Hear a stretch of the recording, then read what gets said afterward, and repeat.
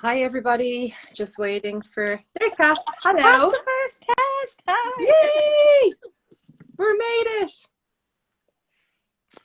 Okay, so people that are online here will probably know me, and they might have listened in last week where I was talking to Ken O'Sullivan. So when I was talking to Ken, I mentioned you, Cath, because we were in Antarctica together earlier on this year. So what I mentioned about you was the orcas in the water. Where we'd set out the course. We decided that we had a really cool course for Cath to swim a mile. It was from the ship to an iceberg, over to another iceberg, and back to the ship. But that couldn't happen because there was orcas in the water. So Cath, tell us, how did you feel about that? Oh, I was terrified, of course. But it was just the most bonkers thing ever, wasn't it? It was like waiting to swim. Finally, the day arrived. Everything about the order, who was going, and then suddenly it was like, you're not going third, you're going first, and you're going to swim back and forth 4 times to the iceberg. So, and then somebody shouted orcas on one side of the boat, and I thought, oh, it's okay, it's the other side away from me. And then everybody ran to the other side of the boat where was my iceberg and shouted orcas. And at that point I was just like, I can't listen.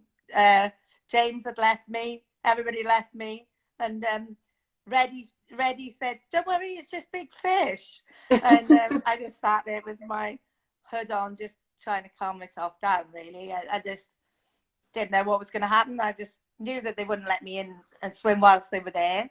And I just thought, well, hopefully they'll go the other direction and I'll still get to swim to my iceberg, which I'd set in my mind by then. Yeah. It's 4 lengths. It's they're back. But things changed. Yeah. So how was the swim when you did get to swim? Yeah, it was, I've got to be honest, it was amazing. Like I say, so after the orcas had left, Jay came and said, okay, the course has changed. There was some moving ice and stuff, and that was going to go in front of the iceberg. So he said, we're going to go a mile away from the ship, and then you're going to come back a mile. So I was like, okay. Okay. So off we plodded in the little Zodiac, and they were talking to the boat, and they were measuring it with the boat's GPS and a handheld GPS. Yeah. And they stopped, and I thought, yeah, and I started taking my jacket off, and they were like, this is halfway, and I was like, it's miles. And they were like, no, it's only 1 mile. So off we went, and then the time came, jump in, and I just kept swimming and swimming and swimming until I knew I'd get to that iceberg that was halfway. Imagine an iceberg is your halfway point. But for me, mentally, I hate going back and forth. So to do one long swim, that was fine. And the hardest thing was, but I think with ice swimming, everything blocks out in my brain anyway. That's why I like it. But trying to get the thought of leopard seals and orcas out of my brain was a little bit difficult on times. Yeah. But I just sang songs in my head at that point, and it was a little bit choppy as well, wasn't it? And I swallowed some water, and my biggest fear that I would get stopped. I'd gone all that way and been beating my gums that I was going to do this mile, and so I was trying to cough quietly into the water so no one had noticed. But I absolutely loved the swim. It was just outstanding. Luckily, I didn't see any wildlife. It was just so blue. I've seen a few little bits of green. The only thing was that I found really hard. Obviously, it was cold, and that was hard. But that didn't actually enter my head, the coldness of it, because I think it kept coming in about the animals. And then my fitness, because of the sea, and I don't swim in the sea, and I'd only been training like a K to a mile, it was obviously a bit more tiring for me in the sea, because it is. Yeah. And I was thinking, a mile's actually a really long way. And then I was having to say to myself, don't be stupid, you swam the channel, that's a long way. So I actually loved the swim. And you, like you said, it was choppier for your swim, because I mean, we've seen, like, my swim was a lot flatter, and Jer's swim was, like a mirror. So did you have the same level of clarity? I never asked you that. Had you the same clearness in the water and visibility? It was so clear. Yeah. So clear. It was just like, you know, it must be so deep. I haven't got a clue how deep. Yeah. But it was so clear. And that was beautiful. It was really nice. And I had to keep saying to myself, you know, because I do get a bit like, I can't swim in the sea. Yeah. So I've only done the channel. I think but I think the challenge helped that it was lovely, because it took my mind off other things. And you know, when I was I find that as well. It was funny as well. Do you know what I mean? Because I was like, nobody can see me coughing. I really wanted to stop and cough, but I was like, they'll stop me. So just keep going. Yeah. And your recovery, I was lucky to be there for the recovery, but your recovery was amazing. You I posted yesterday on my story, so I've gone in the pool for the first time. Yeah. And I was messing around afterwards, laughing, taking pictures, and I was freezing. Yeah. Like, I was colder after the pool yesterday than I was after Antarctica. But your recovery after your mile in the polar circle in Antarctica in 0-degree water, you know, I've never seen a recovery as easy. So how did you feel with it? Yeah, I think, yeah, you know, I trained really hard. Yeah. So for it was just like Keeper's Pond, you know, I was doing an ice mile every week for, I think, the beginning of December or something. So I obviously do get freezing cold and stuff, but for me, because there was so much focus on it, I just didn't. I think part of my brain was telling myself as well, you will recover well. Don't worry. And I think that really helps. I think if you start to worry about the recovery, which I was worried about the recovery, because I've swum a K a few times at 0, and I've been okay and dressed myself and stuff, but I just thought, you know, a mile so much further than a K, as you know, in ice swimming, to get over that sort of 1,200 meters. I thought, what if I'm like a wreck, like some really bad recoveries that I've seen? And I was dreading having really violent shakes. But they didn't really come, did they? We had some, and it was obviously I wouldn't say it was my worst recovery ever. It was good, and you know, you and Catherine were amazing, and I just couldn't wait to get out and have my Ribena. And he asked you, well, can you wash my hair while you're there? But yeah, I think the recovery, because it's so difficult, you've got to keep focused, like you're telling your brain all the time when you're swimming. I'm telling myself in my recovery as well, come on, Kath, you can do this, you know, just, you know, let the shivers come, but just, and I've always wanted to, since I've ever started swimming, I've always tried to dress myself and never swim further than I can. And of course I had my freezer, and I was in Keepers, you know, 4 times a week probably, and we had that really cold spell in December where I could get some good ice miles in. But but don't think about your recovery. Since I've been back, I'm the biggest wuss on the planet. I went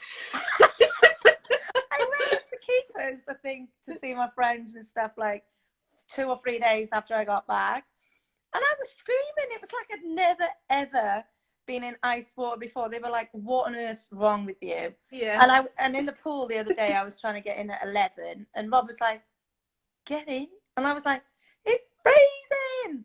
But I think it's like, at the moment, I haven't got any like short term. I've got long term goals, but I've got no short term goals. But the focus is gone. So the focus has gone a little bit. You know, I did do my freezer a couple of times when I came back, but now that's empty and full of stuff, so we don't have to keep going to the shops.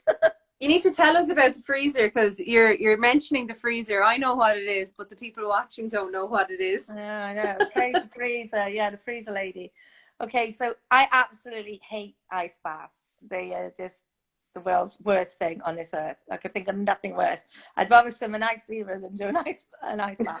But back in June or July, I think it was, Jay mentioned to me about the Australians, how they were training for their ice mile and told me about this freezer group where people sit in the freezers. So I was like, I'm going to have to do that, because what if we have a really mild winter? So Facebook Marketplace I go, 50 quid later, I'm going an hour in my boyfriend's van to Ammanford to pick up a 6-foot freezer.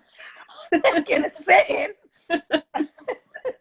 So yeah, so and it just fitted in my shed with like millimeters either side, and then I decorated it all pretty and made it into Cath Ice Palace, just to try and take my mind off. Actually, so I don't think, although it's a freezer, it's an ice bath technically. Yeah. But we were able to get that freezer because you leave it on for a couple of days, turn it off, and smash all the ice out, and you could get it down to just under 0.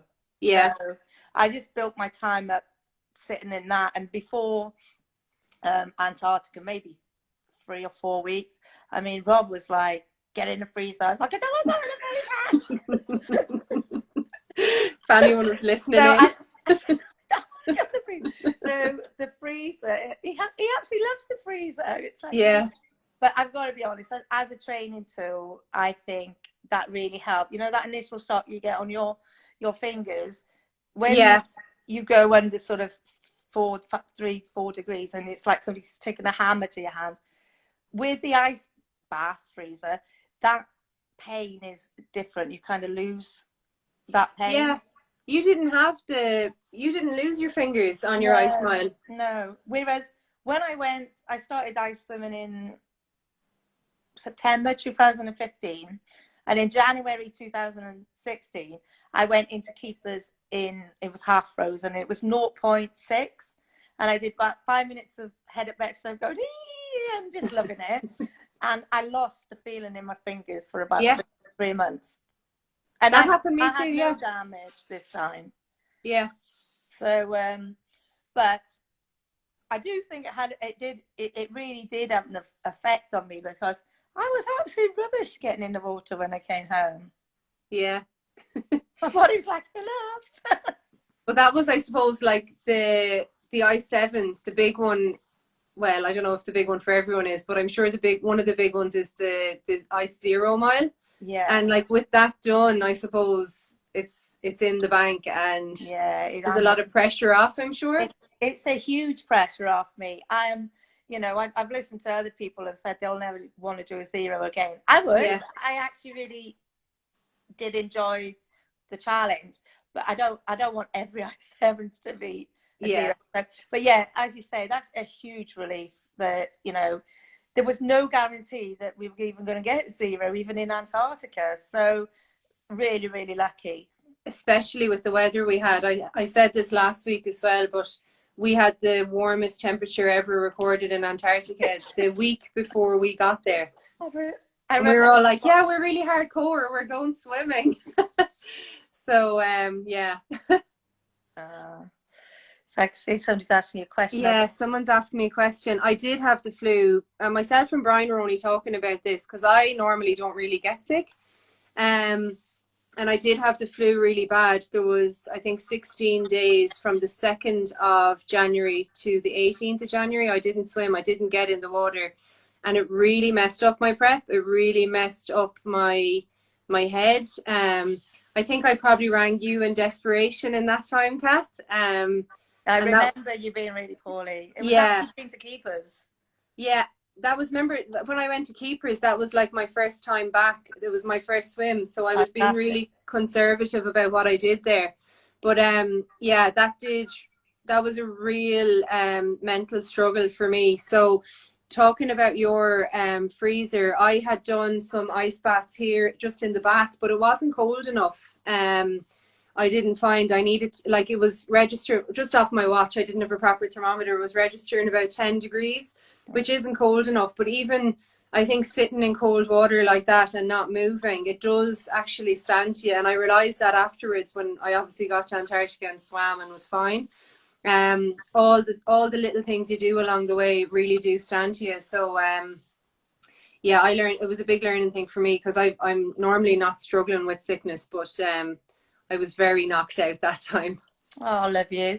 Yeah, no, I remember, but lots of people enjoy an ice bath. I mean, before this, was it last year? I don't know. We had a really mild winter, and I was going to Russia to do the 1K there at the World Champs, and I was like, we haven't had any temperatures like under 4 or 5, so I borrowed an ice bath from a local university, and I think I managed to sit in it 3 times in the garden, and I was like, that's rubbish. But I mean, it was such a huge goal, and I was really fortunate to have the sponsorship as well to go to Antarctica. So it wasn't only myself that I would have been letting down. So I think, you know, and it was a trip of a lifetime, and I would never have gone without the sponsorship. And I was so focused from, I don't know, probably my wake up call was probably sort of beginning of November. And then I really, you know, hit the training hard, and was not doing any pool swimming or anything to make me go faster, but, you know, just getting in as much as I could. And even if it was just 2 or 3 minutes in that freezer at night time, it was just like, but my fingers, and even with that, some days it was really hurt, and then other days it's all mindset, because I could get in there thinking, I don't even want to sit in here, I don't even sit in here, and I would be like 2 or 3 minutes, let me out of here, what's the time, and then, you know, other times I'd be quite happy. It's just, it is your mindset and how you feel, and I'm quite stubborn sometimes, and yes, you are. So but sometimes that helps to drive you. You know, there was certain things, you know, with my swim, I knew I could do it. I definitely knew I could do it, but I just was thinking, what about the wildlife? What if this happens? What if that happens? What if I have this dreaded recovery before it? But I think by the time those orcas had passed and it was like, you're going, it was like, it's now or never, isn't it? It's like when you swim your channel, it's like, right, I've trained for this. I've just got to shut up, get on, and do it. And I actually really loved it. Yeah, brilliant. I really love it. And so, I had a fab recovery team. Yeah, the best team. How could you not love it with us in the shower? Wash my hair. We have salon services here. I know. So no, I love it. So we've mentioned as well that you've done the English Channel. When did you start swimming? I started swimming probably about the age of 3 or 4 when they built a swimming pool in my local, where I live. I remember roller skating in it before they put water in it. Yeah. And I was like a pool swimmer then, sort of training. We were all in clubs and stuff till we went to high school. And then other things came in the way. I left at about 11 and tried to go back to club swimming at 13. And nah, I was rubbish. And I don't think I've ever been able to sprint anyway. I was just so. But my love of open water swimming, I think, comes back from my childhood, because we spent every summer in the river. Everybody, that's all you did for your 6 weeks holidays. And if you were lucky at Easter, and we made rafts and we swam and we had picnics, and that's all we done. And I've always swam then, probably for fitness. I probably didn't swim from about 14 to 18 very much at all. Yeah. And then I joined the Air Force and I started swimming then, and was in the Air Force team for a while. But again, I was rubbish at speed. I was just like, and I'd had a shoulder injury, so I used to get in real bad pain with my shoulder. So then that kind of went, and I would just do stuff in the local pool. Yeah. And then open water came because of triathlon. I probably started triathlon, I don't know, late 30s, I guess. Yeah. And then I started doing some open water stuff, and that's how I got into the open water swimming, and I just really loved it again. It was like back to childhood, really. Yeah. Hurt my back, left triathlon, and then that's how I got into ice swimming. Oh, okay. So it was like therapy, really? Yeah, it was. It was September 2015. I'd hurt my back, and I'd hurt my back previously and it was okay. And then I hurt really, really, really bad. And I was like, oh, I don't think I can run and whatever. And I was really down with it. And then I seen the advert for Chill Swim, Winter Swimming Gala. Yeah. Following February. So I said to my friends, I really fancy, you know, swimming without a wetsuit in the winter. That's crazy. So my friend Rachel, I mentioned it to her. She said, yeah, I fancy that. So we went one Friday evening. I think we managed 8 minutes in 12 degrees. Came out. That's good. Shivering like absolute loonies and like, yeah. It wasn't good. We didn't know if it was good or bad. But I always say you got to try something twice. So yeah. I then wrote another friend, Rosin, and she was like, I hate it. And I was like, you got to try it twice. And then the three of us started going quite regularly. And then it was a really wet winter and mild, and there was nowhere to swim. The sea was warm. And anyway, I put an advert on Facebook, a shout out. And my friend Vicky, she'd been swimming on her own with her partner watching for the last 2 years. Yeah. And she showed us some other places we could swim and stuff. And then the four of us called ourselves the Dippy Dragons, and we did loads and loads together. And Vicky then made the mistake of mentioning the word ice smile to me. Oh, and then it all started. And then it all started. So you were getting ready for Ice Miles alongside training for the channel? No. No, okay. No, what happened was, so we met Vicky probably October, November, a couple of months after we'd started, so 2015. Okay. She told me about this Ice Mile, and I was like, I want to do that. And I was like, you should do it too. So we started training for this Ice Mile together. And everyone was saying, oh, it'll take you 2 years, 3 years. But I think some people can just tolerate the cold better. And I was absolutely addicted straight away to the cold ice swimming. And I was going like 4 or 5 times a week. So in the January, even before Chill Swim, we said, okay, we're just going to do this Ice Mile. And we set up a course in Keepers. It was horrendous. It was blowing and it was whatever. Anyway, we did our Ice Mile and we were successful in the January. We went to Chill Swim. Then what happened then? I think we went to Poland. So that September 2016, I had too much gin to drink one night. And I was like, I like good plans, but I need to do something else as well. What can I do next? So I knew I wasn't going to go back to running, and I'm putting loads of weight from ice swimming, but there you are. So I was like, okay, so I thought, right, I've always said I was going to swim the channel to my uncle when I was a little girl. So I Googled it and thought, oh, email some people. And they're like 2 years. So I thought 2 years is absolutely miles away. So I booked a slot for September, thinking the girls were going back to school on a neat tide position 4. I didn't know anything what that meant. It was 2 years ago. It didn't matter. So about 6 months later, I was talking to Loretta Cox, and she was giving me some pointers because I was like, maybe I should stop training for this now. Maybe. And she said, what are you on? And I think it was sooner than that. I said, oh, I've chosen a neat tide. And she said, no, you need to be on, what's the other one? No, I chose a neat. I chose a spring. You chose a spring, but you need to be on a neat. Yeah, that makes sense. You need to be on a neat tide, and you need to be position 1 or 2. I said, what does that mean then? So luckily, I got in contact with Mike Oram, and he was able to change it. And I had slot 2 on a neat tide. Perfect. I didn't even know what I went on in the end. I just went. But but you know, like you, I had an injury. I got rolled by a wave in the May before my channel, and did a few ribs in my shoulders and stuff, and I couldn't swim for 6 weeks, and that was a little bit bonkers. So maybe that's how I'm coping with lockdown, not swimming a little bit better. Yeah. But you know, I didn't know if I would come back from that. I was really worried, and I actually went to hit the wall camp. And I hadn't swum. I literally hadn't swum for 6 weeks. I went in the sea with a woggle.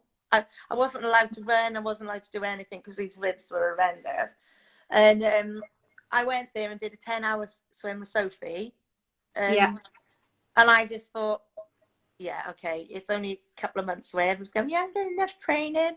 But then I probably packed in my long swims really late, because then I started going to Durley then.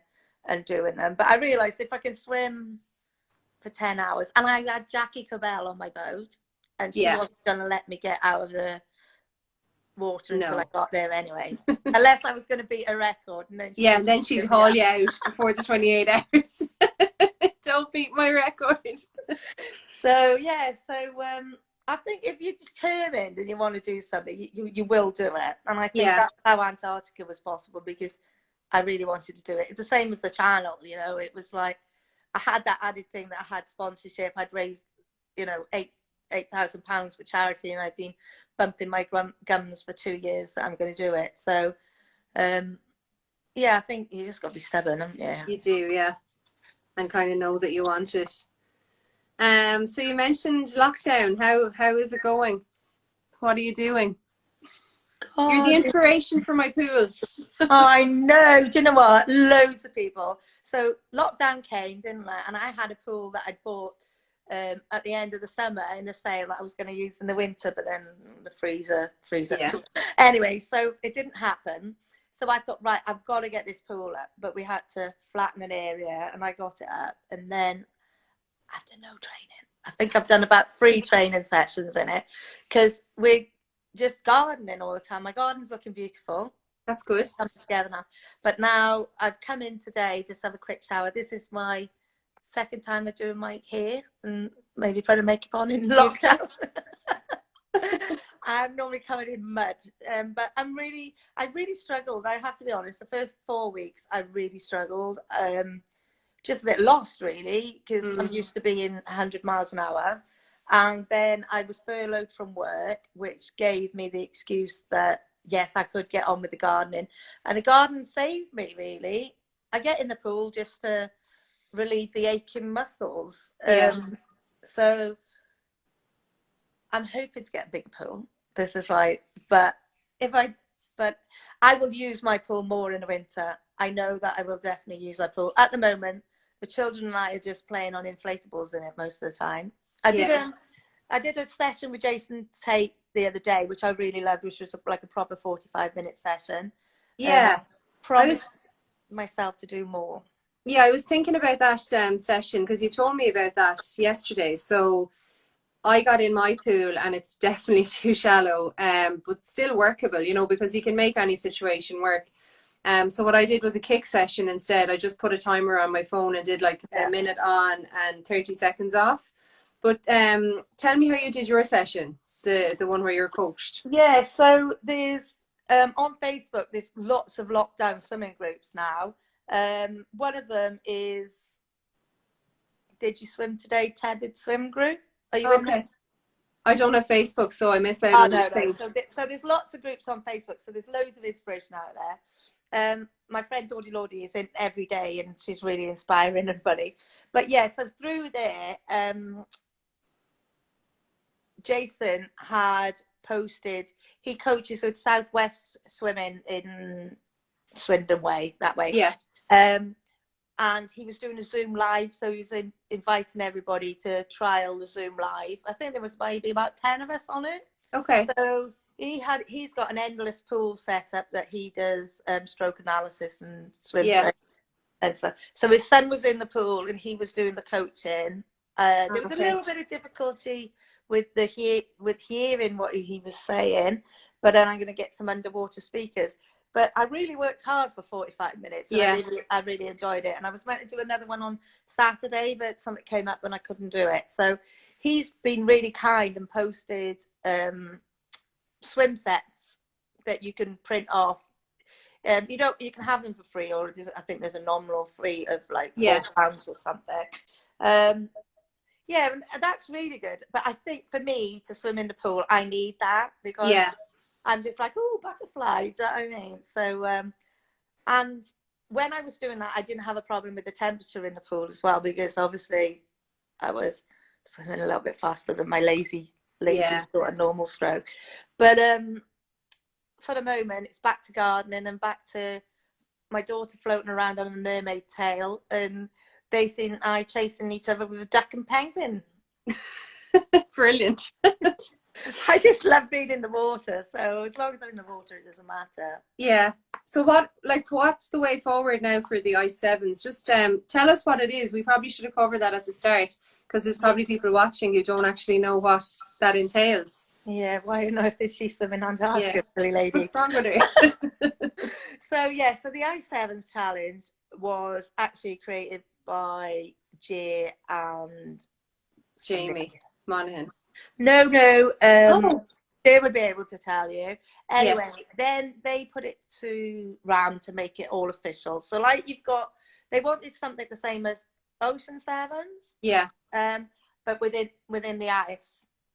So they started looking at it, and then it was all tweaked, and then ISA took it over and put it as an official challenge. Yeah. So you have to swim an ice mile in each of the 7 continents, and one of them has to be 0. So that's below 1. So that's what you're saying. That's the hardest one for everyone to try and get 0. And obviously the toughest swim, in the world as far as temperature. So far, Jamie Monaghan has completed it. She was the first person, the woman. And now Jay is the first man. Yeah. A lady, Kate Steels, is probably going to be the first British lady because she's got 6 in the bag and 1 to go. She was to do South America this July, but obviously COVID's changed that. Yeah. And then what I'm going to do is, I'm in no rush to be the first or anything. I just want to do them and enjoy them. And I've been really lucky that following on from sponsorship, I got sponsorship from Young Seafood in order to do them. So I've got 2 years. So it's actually not 2 years now. It's probably about 18 months. So I was meant to go to the Arctic in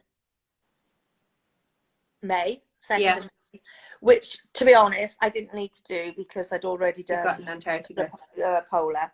But so that's not gone ahead. So now I'm going to concentrate on, I've got South America to do,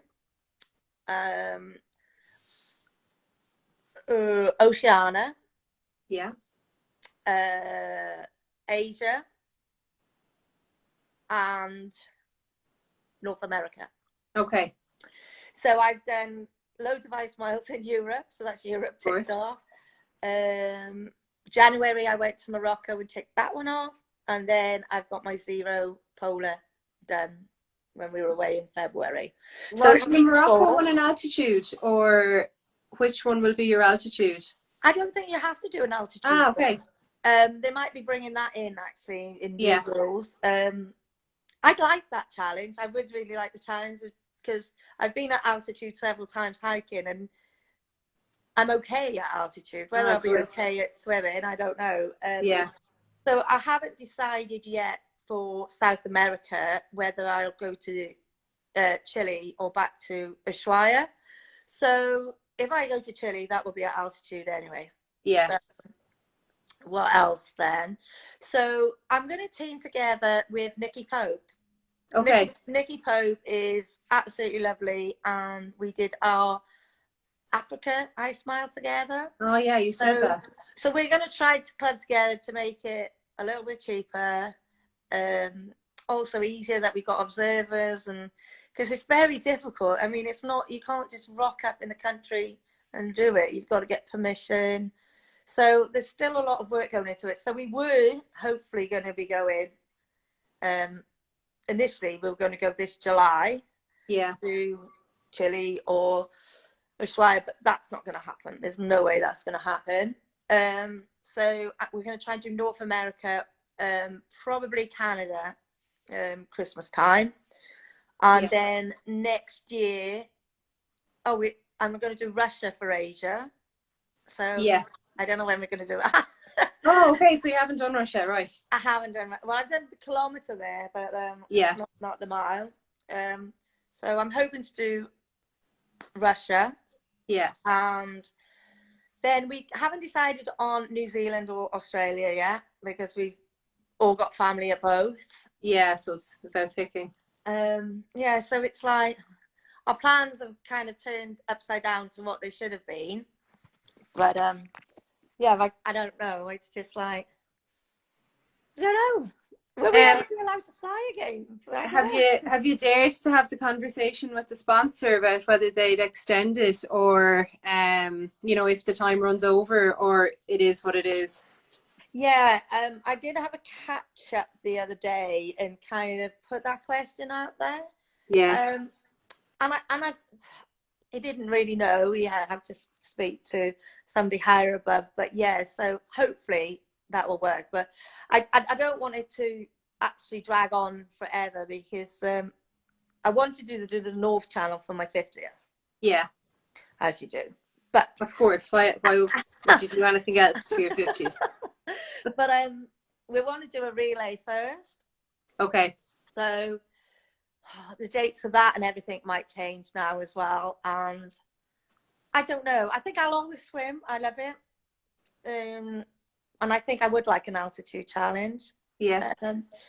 But I don't know. I think until we know more of when we can fly and that we won't be in quarantine for, because it's annual leave, it's everything, isn't it? Yeah. You know, I had to buy annual leave for my English channel, and it's just so difficult to coordinate everything. But yeah, I think coming together with Nikki, it's just going to really help. We had such a lovely time in Morocco, and it's good. So. Are you at the same level? Oh, she's flying. She's doing Ocean Sevens as well. Oh yeah, yeah, and I think she's on 4. Okay. So you know, but I said to her, I don't care. You know what? As long as the little Welsh lady finishes them, I don't really mind. So and I think I'll always be ice swimming because I love it. Yeah, I look forward to winter. Yeah. So it might be winter before we're allowed to swim at this rate, but I'd say so. I'll never cope. What about keepers? So with the new restrictions or the change in restrictions, will you get to keepers pond anytime soon? No, I don't think so. Yeah. Well, we're in proper lockdown again for another 3 weeks, definitely. Okay. England are allowed to open water swim now. Okay. But obviously we're not allowed to travel to England, and we're not allowed to travel from home for exercise yet either at the moment. Okay. I think we're allowed to go out more than once now. Yeah. But you know, we've been patient this long. It's like the risk of there being another spike. I'm really lucky. I'm fortunate. I've got a garden, you know. I've got a garden, and I've got my pool, and there's loads of places I can go for a walk here. Probably before the strict lockdown, I did go for a walk and jump in the river. Yeah. But there's nowhere really to swim. It's not really clean. So yeah. I just had a kind of float really, but everybody's desperate to get back swimming. You know, we all miss it so much. But yeah, Facebook's full of people with their pools, and people are just getting on with it, aren't they? And I really feel sorry for the people that haven't got room for a pool and maybe have to endure a cold shower or sitting in a bucket, you know. So I'm really, really fortunate, you know. The lockdown, the first 4 weeks, I thought I was going to go off my block. And now with the gardening and everything, and I think I can see light at the end of the tunnel, and we will be allowed to swim. Yeah, and I think mentally as well, this kind of experience, like I know for me, I went to the English Channel. Everyone would say it was crazy that I hadn't really trained for the year before it because I was away with work. And I didn't have a pool available to me, and you know, everything was different. But I think those kind of situations, which is very comparable to lockdown now, it really strengthens the mind, and it makes you more determined when you do have the opportunity to do something again. You grab it with both hands, because the English Channel for me, there was never going to be a hope of me not doing it. You know, I wasn't going to pull myself out because I knew, well, I'm not going to have an opportunity to do it again. So you have to grab it with both hands. And I'm sure, like, it sounds like the I-7s will be very much like that for you now, because, you know, with the sponsorship element to it and the limited time on that, and I think the whole Yeah. appreciation of what you can do when you can do it. Yeah, it was really similar with the English channel as well, because I'd booked it without sponsorship. I mean, Yeah. it was just fluke that I got sponsorship for it, which was absolutely amazing. My friend Tanya, you know, she woke up one morning with the idea to ask her boss if they would sponsor me. Yeah. And, you know, and they were really interested in the ice sevens as well. And it was like, get across the channel and we'll see about taking you to Antarctica. You know, I nagged Jay for 2.5, 3 years since he put the date out. I could never have afforded to go. And that was something that really got me across the channel as well, because I was like, if I get there, I might be able to go to Antarctica. Yeah. And, you know, and I think I was determined to get there as a childhood dream. Lots of people had said to me, you haven't trained enough, blah, blah, blah, which again made me even more determined. You know, it's like, well, watch me. Yeah. So, and, you know, there is a certain level of training that you've got to do. And the same with the ice. I mean, I trained super hard for the ice, I think, in my No, you opinion. did. I didn't go to the pool to get faster. Everybody said you should go to the pool to get faster, but I hate the pool now, so it was detrimental, really. I went to the pool before the World Champs, and I could see that it did help me. Do you know what I mean? It did help me, but Yeah.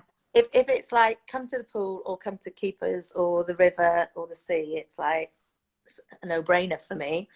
But yeah, so I think when I realised with the channel that time was against me, I did really knuckle down then, you know, but then I did have probably 3 years of quite long swims behind me. I'd done Windermere twice, and, you know, we done quite a lot, but Yeah. obviously not the set things that everybody says you should do. But, you know, I've got Beth in, you know, with the disabilities.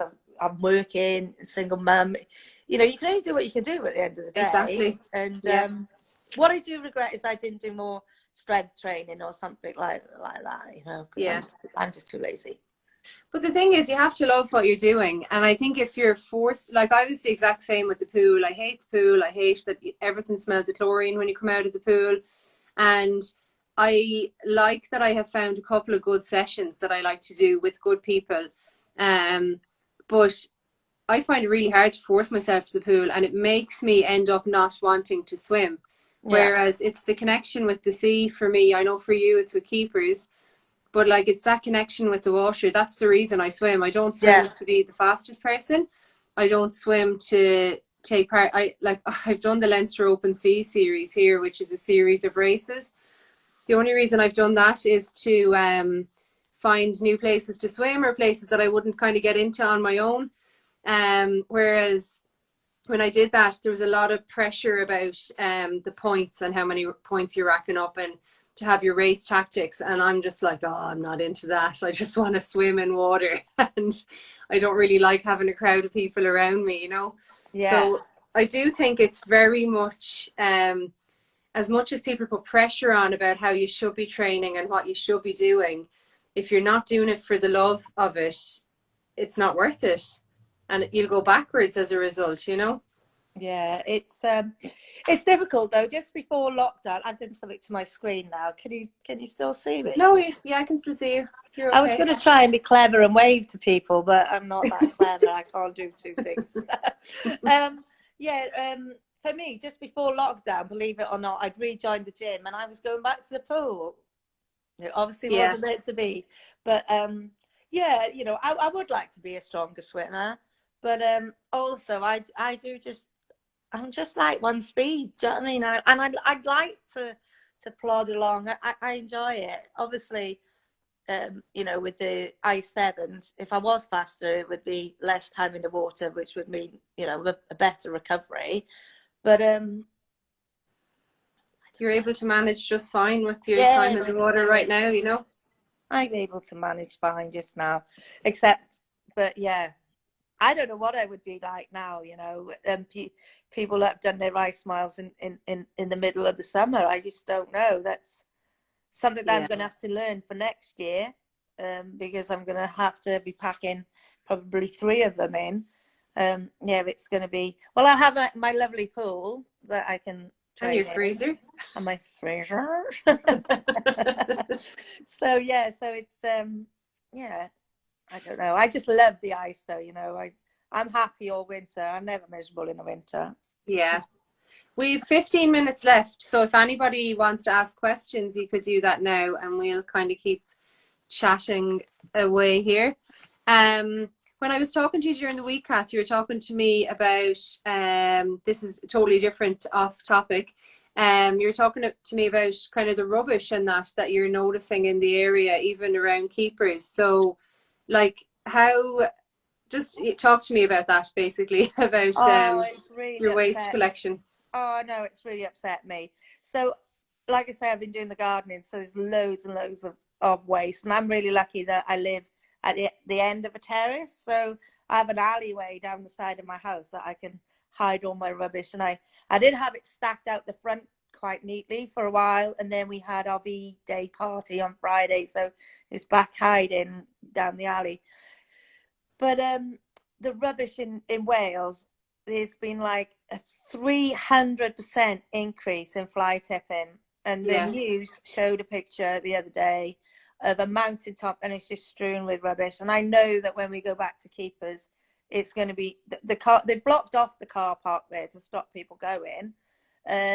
But quite often, you know, you've got people that have just driven up and you see mattresses. I've seen it a few times at keepers. You know, people just drive there and just dump their rubbish, and the mountains are strewn. And there was actually a road. I don't know what the name of the road is, and the road is just all litter. People have just put all their litter there. It's absolutely disgusting. So that's only one thing that I do hope that they open is the recycling centres, because Yeah. I think they could really easily social distance at the recycling centres. It's like one of the easiest places to social distance. Yeah.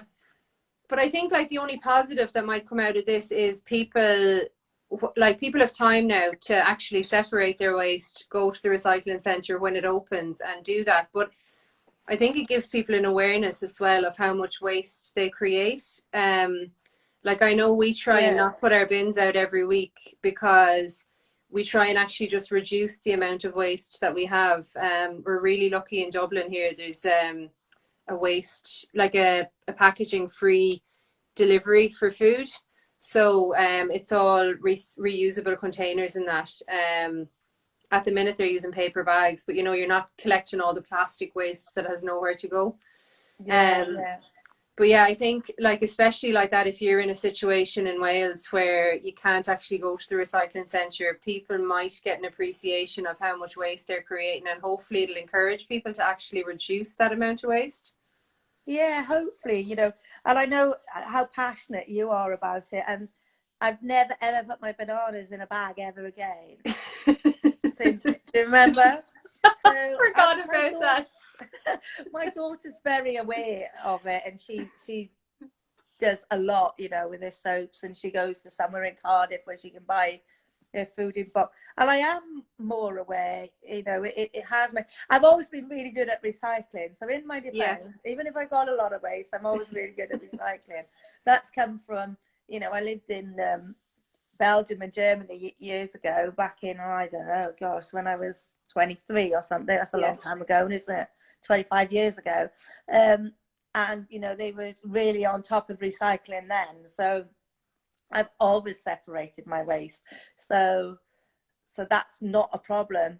But it's just the problem that they have been coming around with the waste. But what's happened is people are stuck indoors, and they clearing out cupboards and junk, and instead of taking it, there's no charity shops open, so they can't take their clothes to the charity shops. The clothes bins are all full, and then for some reason they think it's okay to drive up a mountain and just chuck it on a mountain. When I seen it on the news, I honestly was in tears. It was awful. I was fully shocked when you told me that. I didn't think people did that anymore. You know, I know years ago it used to be done, but I thought that was gone. No animals. So happier times. How's your shampoo bars and all that going? You had converted yourself for Antarctica. I can't lie. I've still got shampoo, but I'm using soap bars all the time now. Okay. So that's one Good. good move, isn't it? So hand You've soap learned. and body soap in the little like the little bag you can put it in. My friend makes soap, so brilliant. So she's converted me that way. I think I'm gonna have to take a little bit more convincing with my shampoos and conditioners. Yeah. Maybe when we're allowed out to play, I'll go and visit the place in Abergavenny, which isn't far from Keepers, where you can go and fill up your shampoo and conditioners in your own glass bottles. Yeah. That's at least a little. That is a good balance. And my bars of soap are a good balance. Yeah.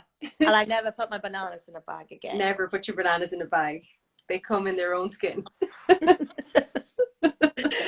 Yeah. So yeah, I think any small changes really helps, doesn't it? So yeah. Yeah, and that was the big thing. Like Ken had said that last week, kind of, if you try and even change 30%, that's a positive, because I can, you know me, I get really guilty about anything, and I feel like I'm the worst in the world if I've any bit of plastic, when really, like, you do need to use, you know, you can't avoid it. Be plastic free. I don't think we could be. No, I don't think so. Free, but I think more and more people are becoming aware. It's just. You're frozen, Cath. Oh, you're there. Oh, yeah, a call came in and I had to quickly take it off. I don't know who it was. It was a junk call. It's okay. But yeah, no, so. No, yeah, I think that's. I'm certainly more aware. Antarctica's made me more aware. Yeah. I kind of wish I took the job that was in Antarctica when we got back. I know. Job. But, yeah. But, no, I think lockdowns just made you think of everything differently, hasn't it? You know, yeah. I've certainly probably been at one of the lowest, you know, with my mental health. Normally, you know, I'm mischeerful, but yeah, I really did struggle for a month, and now I'm okay, because I've got this focus on the garden. But then the other downside to that is, you know, we're on less money and stuff, and gardens cost loads of money. But I just keep thinking I'm going to have this beautiful garden by the time we come out of lockdown. And it's always, because normally I'm really positive and I can always look on the positives. But I think anybody in lockdown, it doesn't matter how positive they are, they probably had some down moments. And it definitely comes in waves. And I think even just with us being women, going along with our cycle, we have ups and downs anyway, whether we realize it or not, you know. Yeah. So, like, what can we do with that? Only, I think, once we recognize it and acknowledge it, and yeah, I think it's finding something else, which for me has been this gardening, which is, you know, I'm picking and I'm like an animal with it. I'm like, yeah. But normally when I'm down or grumpy and my children will say to me, Mum, for goodness sake, please go for a swim. Yeah. Rob will say to me, meet me at Keepers after work, and instantly that is my fix. But I haven't really got that fix now. Yeah.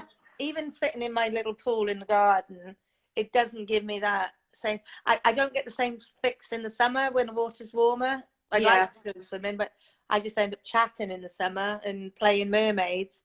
But in the winter, my friend's like, you never talk to me in the winter. And I'm like, no. And I can get that fix straight away. So I was going to go back out on my bike, but then there was the rules about cycling and stuff, and I thought I'll probably end up falling over, and then I'll end up in A&E, and the last place you want to be in A&E. Yeah. So the gardening, I've really refocused. I mean, we're not planting plants and stuff. My daughter's out there now doing her vegetables, hopefully, but just general hard work. I don't know how people worked in the mines, I can tell you. I can go with the pick for a little while, and then I'm like, I need to sit down. Yeah. But yeah, so I think just try and stay positive, and maybe I'll have to refill my freezer. Yeah, I think so, because I thought I was fine, you know, and I've been saying to people, well, you know, I'm used to being away, I'm used to not being able to swim, and I'm fine with it. And then I got in that pool yesterday. I was hyperactive. And then Becca's underwater picture from a few days ago. I was like, I need to recreate that. It's going to be amazing. And I spent so much time just laughing. I haven't laughed that much probably since we were in Antarctica. And, you know, it's just you realize you actually do need it. Even though it's the same as people that run and go for a run and just clear their heads that way. I mean, you know, I say I'm not getting the fix, but, you know, if I get in with the kids, you know, sometimes we've been in twice in the day and just absolutely proper messing around. But it's like, laughter's good for the soul, isn't it? And it is good. Jumping in a freezing cold swimming pool helps you laugh, then jump on in. Do it. Oh, I can see people popping up, but I don't know how to say hi or anything. Yeah, I don't know. We only have like 4 minutes left anyway. That's so fine. It's been lovely chatting. Yeah, if there's any last minute questions, we'll just keep it there for a minute. And if nothing else comes in, we might just leave on happy laughter notes. Have we converted anybody that might not be an ice swimmer into ice? I don't know. There's some happy faces. Any ice swimming? Oh, yeah. Yeah. Emer is converted. It's got to be done. Okay. It's like a happy pill. Yeah. Oh, there's still people joining, but this will be up on my story for the next 24 hours. And what I'll do is do a screen video of it, and I'll put it up on YouTube as well. So if anybody is only joining in now or they missed bits and they want to look back, it'll be available and we can post about it in our stories. They'll be like, what's she on about? Gardening and bananas in bags. It's the look I give when people put fruit into bags. Oh, that's my sister saying, no, she's definitely not converted. But she's converted to running during lockdown. Is your sister called Geraldine? Yeah, that's her on the left. She needs to come to Wales with you. I'll get her in keepers. She'll drink the gin with you. I can do Yay! Yeah, that is. Emer said we'll have to convince her. Oh, I think so. I think you should all come over to Wales. Yeah, Wales is the best. So, mind you, that I bet it's really nice for swimming in the lake that I swam in when I went to hit the wall at the night swim. Oh yeah, in Camlock Lake. The freshwater one. Yeah. Oh, it's amazing there. Yeah. Oh, Geraldine's in for the gin. Happy days. I'm she trying is. to convert your sister. I meet her for the first time and then I guilted her into buying a bottle of gin. That's awful. Still haven't finished it. It comes out like once a week for a Zoom call. That's only on the gin. Actually, yeah, I've done well to do a call. I've never done what's this Instagram video before, but I'll speak to you on Friday, and no doubt I'll have some gin. So you'll have to have a gin on Friday. I'll have one with